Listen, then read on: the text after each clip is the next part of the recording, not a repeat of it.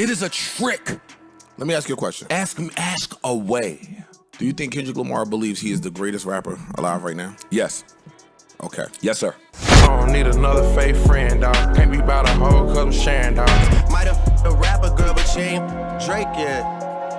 Everyone's talking about Kendrick Lamar throwing some major shade at Drake and J. Cole in a new track. This all went down on an album dropped by Metro Boomin and Future. The track's called Like That, and Kendrick doesn't hold back, claiming he's the king of the rap game. But with the album being a Metro Boomin and Future collab, it looks like they've got their own beef with Drake, especially Future, who seems to have a specific bone to pick with Drake. Let's dive deeper into what's going on. But first, let's take a step back and explore the bond between Drake and Future. These two have been hitting the studio together for a while now, creating some real bangers that have taken over the charts. Their partnership goes beyond just dropping occasional tracks together. They formed a real friendship, both behind the mic and away from the studio lights. Their collab on the mixtape, What a Time to Be Alive, which hit the shelves in 2015, was a game changer. It wasn't just any team up, it was like a summit of rap royalty, with both artists bringing their A-game. Tracks like Jumpman turned into instant classics, cementing Drake and Future's reputation as a rap powerhouse duo. And they didn't stop there. They've kept the hits coming, featuring on each other's tracks, and proving time and again that their musical chemistry and respect for each other run deep.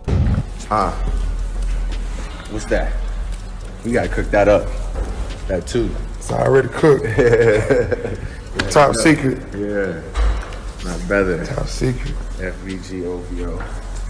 Heard Joe might be cooking back up again. That's what I heard. Yeah, we got. You know what I mean? We're always working. We're always working. We got some. Drake and Future have lit up the world of rap together, from electrifying performances on global tours to dropping singles that have fans hitting replay over and over. Their collaboration has been a major win for the music scene, showcasing not just their talent, but how well they complement each other. Their teamwork shines, whether it's Future's hard-hitting trap beats blending with Drake's smooth delivery, or both artists locking into the kind of catchy choruses that stick in your head for days. This rich history of collaboration makes you wonder, when did the atmosphere shift between Drake and Future? For many fans, the subtle digs artists sometimes sneak into their tracks have flown under the radar. However, a closer look reveals the drama might have started with Drake's cryptic lines in his music, sparking widespread speculation. Initially, fans and critics alike were puzzled, throwing out names like Metro Boomin and The Weeknd as possible targets of Drake's verses, yet those guesses didn't quite add up, especially with Drake's pointed lyric, "What happened to the claiming OVO? We traded him." This line alone fueled speculation and debate about the real subject of Drake's veiled messages. The rumor mills began to spin, fueled by whispers that Metro was bad-mouthing Drake to a woman. This might seem like a stretch until you remember the tight-knit circle these artists and their acquaintances move in. It's not hard to picture how Drake could have caught wind of these comments, sparking lines in his music like, "Let me kick it basic. Ain't got love for the boy, so they fake it. Crack a couple jokes to some is on some snake shit." These revelations paved the way for Drake to drop even more direct lines, hinting at, "But if I send a verse to they then they'll take it. Shoot a video, arm around me like we aces, or pop out at my shows, jump around with me on stages." Since Metro Boomin and Drake hadn't recently collaborated in such ways, but Future had, it started to become clear who Drake might actually be referring to. This layered narrative between the lines of Drake's verses paints a complex picture of the relationships within the rap industry. Drake's concluding lines threw everyone for a loop, especially when considering the tone he maintained throughout the verse. But suddenly, it all clicked when understanding that much of this beef might revolve around a woman both artists were involved with. Drake hints at this with, "Might have f***ed a rapper girl, but you ain't f***ed Drake yet." Might have f***ed a rapper girl, but she ain't Drake yet.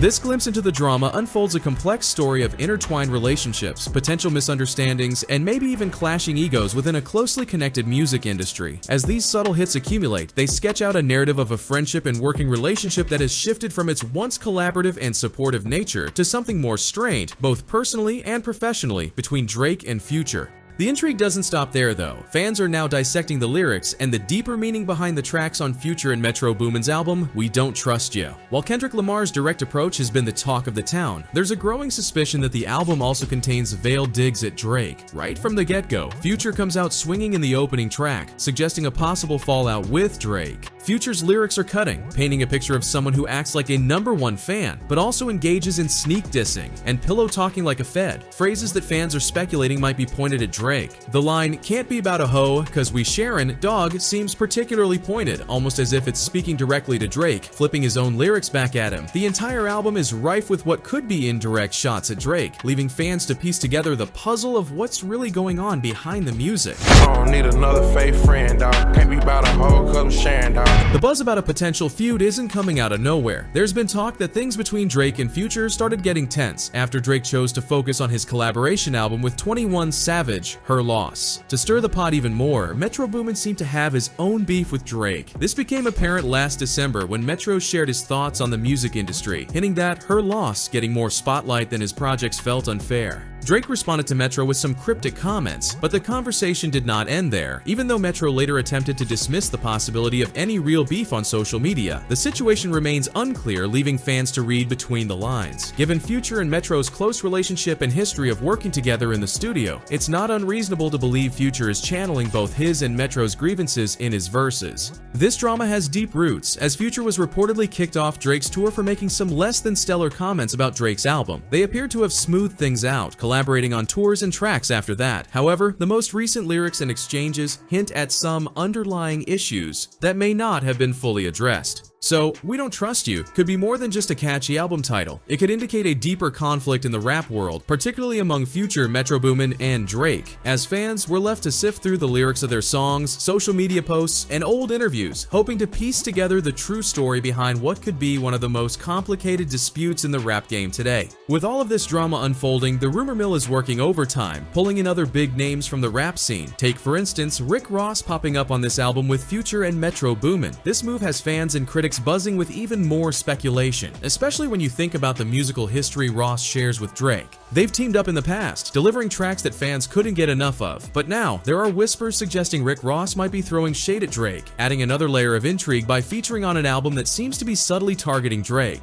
These rumors have everyone on edge as they try to figure out what is really going on behind the scenes. Rick Ross's involvement is especially surprising given his previous good relationship with Drake. Everyone is wondering what's going on here. Has the dynamic changed? Ross's appearance on an album that is part of this brewing storm alludes to complex relationships and alliances in the industry, leaving fans wondering about the true nature of these connections and how they evolve over time in response to conflict. And rolling those, and I heard it's a trap house. They said Rick Ross a billionaire. Yeah, he ain't no billionaire. He over-exaggerate everything. Y'all better stop believing that. He do shit for the gram. And Drake, I want you to call me because I got something to tell you personally. He talk about your family back, and he racist too. He talk about Drake like y'all. I'll tell you Drake business allegedly. Because he pillow talk with me all through the night when he wants sandwiches and wake up. His sleep pattern out. This whole scenario has turned up the heat in the rap community, with whispers hinting that artists are being pressured to choose sides in the beef. It's a stark reminder of how intricate and complicated relationships within the music industry can become when conflict arises. Rick Ross joining forces with Future and Metro Boomin on this project has everyone asking questions about the relationships and loyalties among these artists. Considering the solid history and mutual respect shared between Drake and Rick Ross, this new development has left fans scratching their heads, wondering where allegiances really lie amidst this growing tension. In the midst of this escalating beef between all these rappers, Joe Budden has taken it upon himself to dissect the core of the dispute, paying special attention to the defiant message Kendrick Lamar is sending to Drake and J. Cole. Leveraging his platform, Budden thoroughly analyzes Kendrick's bold declaration of being the unrivaled force in the rap game. On his podcast, he dives deep into the lyrics stirring up the rap world, shedding light on Kendrick's motivations for such direct confrontations and their implications in the broader rap battle arena. Budden's analysis peels back the layers of this rivalry, emphasizing how Kendrick is shaking up the established order, boldly claiming his spot at the top of the rap pyramid. With his deep knowledge of rap and a sharp eye for what makes lyrics pop, Joe Budden really dives into Kendrick Lamar's challenge to Drake and J. Cole. He looks at what Kendrick's words mean not just for these artists, but for the whole rap scene. Budden isn't just scratching the surface. He's getting into the strategy behind Kendrick's words and how they might shake things up between him, Drake, and J. Cole. Listening to Budden, you get to see the bigger picture of why Kendrick's claiming he's the best matters so much. So, there you have it, a deep dive into the latest rap drama. Kendrick Lamar has thrown down the gauntlet, calling out Drake and J. Cole in a bold move. Meanwhile, the drama between Future and Drake seems to hint at some old tensions, and figures like Rick Ross and Joe Budden, they're right in the mix, each adding their own flavor to the story. Now, we're left with some big questions. Will Drake hit back with his own diss track? What about J. Cole? Is this the start of something bigger, or will things cool off? And really, what kind of music will come out of all this drama? Everyone's waiting to see what happens next, guessing and hoping. What's your take? Do you think this beef will keep growing, or will these artists work it out? Drop your thoughts down below.